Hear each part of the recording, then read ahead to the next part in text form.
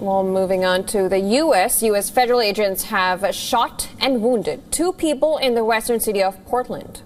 Well, this comes as protests continue over an immigration officer having killed a woman in Minneapolis. Now, the White House said that law enforcement was under organized attack as protesters clashed with the officers in the western state of Minnesota.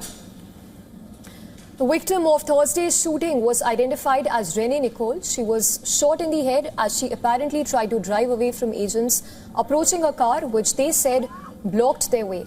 Vice President J.D. Vance, without providing any evidence, said that she was part of a broader left-wing network opposed to immigration and customs enforcement and insisted the officer acted in self-defense. Well, being part of the network doesn't justify being shot, but ramming an ICE officer with your car, that's what justifies being shot. It's not a good thing, by the way, but when you force somebody to engage in self-defense, it's almost a preposterous question. Federal immigration officers armed with pepper ball guns and tear gas wrestled several protesters to the ground as large, noisy crowds gathered around Minneapolis to chant slogans against ICE. Protests grew after Minnesota's Democratic governor, Tim Walz, called it a patriotic duty to demonstrate. On Thursday, he said Minnesota must participate in the shooting probe alongside federal investigators. But Vance suggested the officer would be cleared by a federal proof that would exclude state-level officials. You have a federal law enforcement official engaging in federal law enforcement action. That's a federal issue. That guy's protected by absolute immunity. He was doing his job. The idea that Tim Walz and a bunch of radicals in Minneapolis are going to go after and make this guy's life miserable because he was doing the job that he was asked to do is preposterous.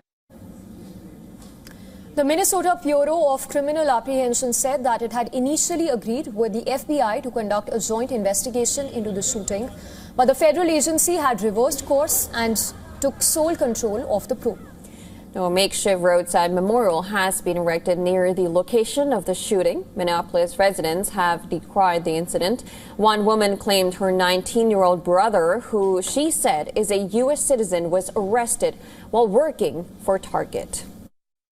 He literally, ICE was outside.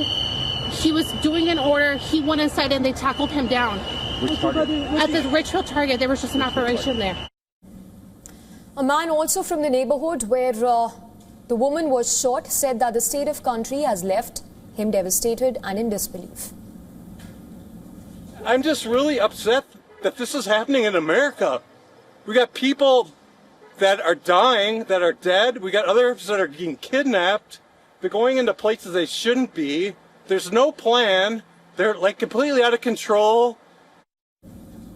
Protests were seen across the country over the incident. In Los Angeles, faith leaders and community members gathered in front of the federal building to denounce the shooting. And for more on this, our correspondent Susan Tarani sent us this report from New York. Listen in. Authorities are now focusing on what comes next after the Minneapolis fatal shooting involving an ICE officer. Multiple investigations are underway, including a federal review of the officer's use of force and a separate state-level inquiry as officials work to establish not only a clear timetable, but also determine what happened and what led to that incident. Protests continue in Minneapolis, and those protests have spread to other cities, with demonstrators demanding greater oversight of federal immigration enforcement and accountability for the shooting. Others are asking where the line is between protest and interfering with federal law enforcement.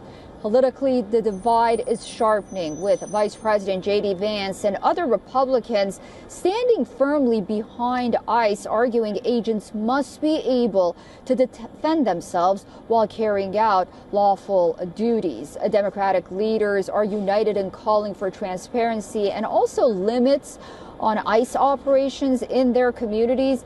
As investigations proceed, immigration enforcement emerges as one of the most divisive issues shaping public opinion in the United States. Susan Tehrani reporting from New York for WION World is One.